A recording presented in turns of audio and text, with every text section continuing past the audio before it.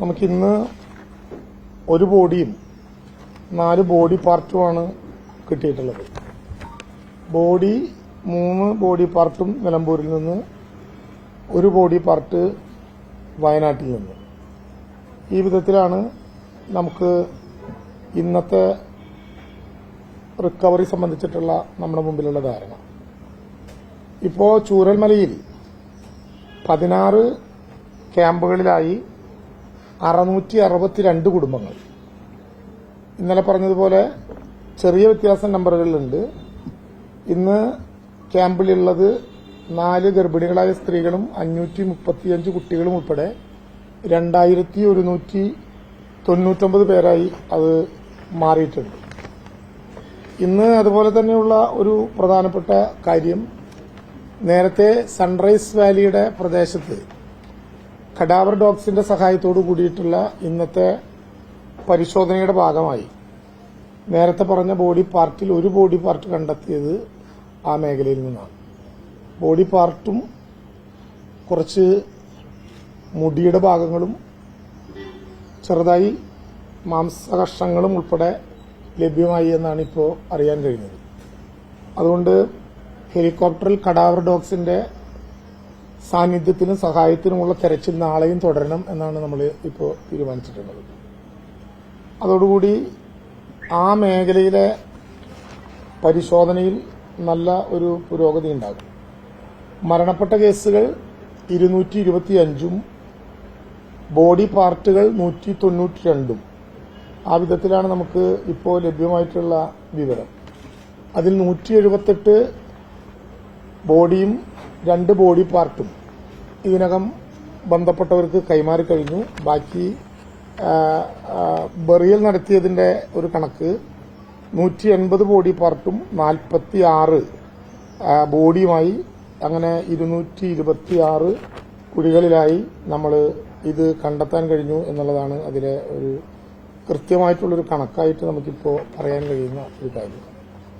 നമുക്ക് ഇന്നത്തെ തെരച്ചിലുമായി ബന്ധപ്പെട്ട് അങ്ങനെയാണ് വിശദാംശങ്ങളെങ്കിൽ, ഇന്നത്തെ ക്യാബിനറ്റ് കേരളത്തിലെ എല്ലാ മനുഷ്യരോടും, ഈ വലിയ പരിശ്രമത്തിലൊപ്പം നിൽക്കുന്ന എല്ലാ മനുഷ്യരോടും, അവരുടെ മനുഷ്യനന്മയോടും കേരളത്തിലെ ഗവൺമെന്റിന്റെ അഭിവാദ്യം അർപ്പിച്ചു. നമുക്ക് അതിൽ കഴിഞ്ഞ ദിവസങ്ങളിൽ പത്രമാധ്യമ സുഹൃത്തുക്കൾ തന്നെ പറഞ്ഞ് ഞങ്ങളുടെ ശ്രദ്ധയിൽപ്പെട്ടൊരു കാര്യം, ഈ പ്രദേശത്ത് 10, 11, 12 വാർഡുകൾ ഉൾപ്പെടുന്ന ഈ പ്രദേശത്ത് ദുരന്തമുണ്ടായതിനു ശേഷവും അവരുടെ ലോണുകൾ ഉൾപ്പെടെയുള്ള പ്രശ്നങ്ങളുമായി ബന്ധപ്പെട്ടിട്ടുള്ള പേടി നിലനിൽക്കുന്നു എന്ന പ്രശ്നം ഉണ്ടായി. ഇക്കാര്യം SLBCയുടെ ശ്രദ്ധയിൽ, സ്റ്റേറ്റ് ലെവൽ ബാങ്കിംഗ് കമ്മിറ്റിയുടെ ശ്രദ്ധയിൽപ്പെടുത്തി ചീഫ് സെക്രട്ടറി തന്നെ കേരളത്തിലെ ഗവൺമെന്റിന്റെ ഒരു വികാരം അറിയിച്ചു. അതനുസരിച്ച് പ്രത്യേക SLBC യോഗം, സാധാരണ SLBC യോഗം നേരത്തെ വിളിക്കലുണ്ട്, ഒരു കാലാവധിയുണ്ട്, ആ കാലാവധിക്കകത്ത് പൂർത്തിയാകുമ്പോഴാണ് വിളിക്കുക. ഈ പ്രശ്നം CS ശ്രദ്ധയിൽപ്പെടുത്തിയ സാഹചര്യത്തിൽ ഈ പ്രശ്നം കർശനമായി പരിശോധിക്കാൻ വേണ്ടി സ്പെഷ്യൽ SLBC വിളിക്കാൻ വേണ്ടി തീരുമാനിച്ചിട്ടുണ്ട്. അതിന്റെ തീയതി ഉടനടി നമുക്ക് ധാരണയുണ്ടാക്കാൻ വേണ്ടി കഴിയും. എല്ലാ നഷ്ടപ്പെട്ട സാധനങ്ങളും തിരിച്ചു കൊടുക്കാനുള്ള പ്രവർത്തനം അതിവേഗം ആരംഭിക്കും എന്ന് നേരത്തെ തന്നെ നമ്മൾ പറഞ്ഞിരുന്നു. അതനുസരിച്ച് കളക്ടറുടെ നേതൃത്വത്തിൽ ബാക്കിയുള്ളതെല്ലാം ചേർന്ന് ഒരു പൊതുസ്ഥലത്ത് ആളുകൾക്ക് ലഭ്യമാകുന്ന വിധത്തിൽ ഒരു അദാലത്ത് പോലെ, അദാലത്ത് എന്ന് പറഞ്ഞാൽ ആളുകൾ വരണം, ആ അർത്ഥത്തിലല്ല, ഒരു അദാലത്ത് പോലെ ഒറ്റ സെന്ററിൽ നിന്ന് അതെല്ലാം ലഭ്യമാകുന്ന വിധത്തിലുള്ള സൌകര്യങ്ങൾ ഒരുക്കാൻ കഴിയണം എന്ന് നിശ്ചയിച്ചിരുന്നു. എങ്കിലും ഏറെ അത്യാവശ്യമായിട്ടുള്ളത് റേഷൻ കാർഡുകളാണ്. ആളുകളുടെ ഒരു ജീവിതവുമായി ബന്ധപ്പെട്ട റേഷൻ കാർഡ് ഒരു പ്രധാനപ്പെട്ട പ്രശ്നമാണ്, അവരുടെ ഒരു ഐഡന്റിറ്റിയുടെ ഭാഗമാണ്. അപ്പോൾ അതുകൊണ്ട് റേഷൻ കാർഡുകളുടെ ഡ്യൂപ്ലിക്കേറ്റ് വിതരണം ഇന്ന് ആരംഭിച്ചു. അത് 44, 46 നമ്പർ റേഷൻ കടകളിലെ റേഷൻ കാർഡുകളുടെ വിതരണം വളരെ പെട്ടെന്ന് പൂർത്തിയാക്കാൻ കഴിയുന്ന വിധത്തിലുള്ള ഇടപെടലുകൾ നടത്തും. ബാങ്കുകളുമായി ബന്ധപ്പെട്ട പ്രശ്നമാണ് ബാങ്കേഴ്സ് സമിതി ചർച്ച ചെയ്യുക. പക്ഷേ ഇവിടെ നേരത്തെ പറഞ്ഞ പോലെ MI ഉൾപ്പെടെ, നമുക്ക് EMI ഉൾപ്പെടെ നമ്മളിങ്ങനെ സ്വകാര്യ പണമിടപാട് കേന്ദ്രങ്ങൾ നടത്തുന്ന പിരിവും ഈ ഒരു കാലയളവിൽ നിർബന്ധമായും നടത്തരുത് എന്ന്, പണം പിരിച്ചെടുക്കരുത് എന്നവരോട് പറയാനാകില്ല, കാരണം അവർക്കതിൽ കരാറുണ്ടാകും. എന്നാൽ ഈ ഒരു ഘട്ടത്തിൽ ക്യാമ്പുകളിൽ ആളുകൾ കിടക്കുക, ഒരു അനിശ്ചിതത്വം ആളുകളുടെ മനസ്സിലുണ്ടാവുക, അത് സംബന്ധിച്ച് ഏതെങ്കിലും പേടിയുണ്ടാവുക, അങ്ങനെ ഒരു ഘട്ടത്തിൽ ഒരു കാരണവശാലും സ്വകാര്യമായ പണമിടപാട് സ്ഥാപനങ്ങളോട് ഈ ഘട്ടത്തിൽ പണപ്പിരിവുമായി മുന്നോട്ട് പോകരുത് എന്ന് ബഹുമാനപ്പെട്ട മുഖ്യമന്ത്രി തന്നെ ആവശ്യപ്പെട്ടിട്ടുണ്ട്.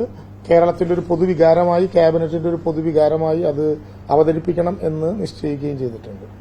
നമ്മുടെ local data collection four search activity എന്ന പേരിൽ നമുക്കിപ്പോ നിലനിന്നുകൊണ്ടിരിക്കുന്ന കാര്യങ്ങൾ വിശദീകരിക്കാൻ വേണ്ടിയിട്ടുള്ള, പരിശോധിക്കാൻ വേണ്ടിയിട്ടുള്ള നടപടിക്രമങ്ങൾ ഇന്ന് രാവിലെ തന്നെ അതിന്റെ പരിശോധന ആരംഭിച്ചിട്ടുണ്ട്.